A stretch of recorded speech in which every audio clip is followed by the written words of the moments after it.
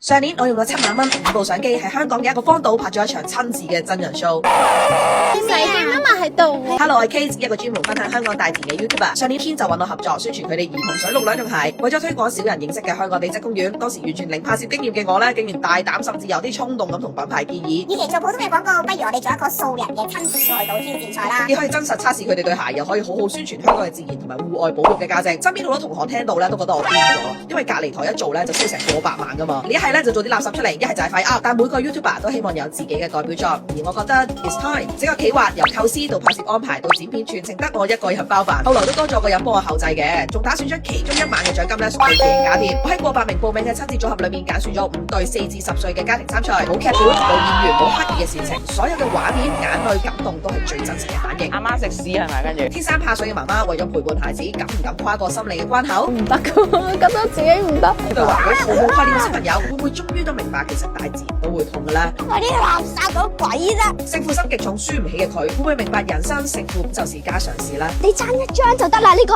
我要將佢收埋。區7萬蚊嘅有限預算，零經驗、零團隊，喺香港一個連信號都收唔到嘅荒島，我希望拍出香港最真實、最有溫度嘅親子自然故事，唔係俾大家睇到香港有幾靚。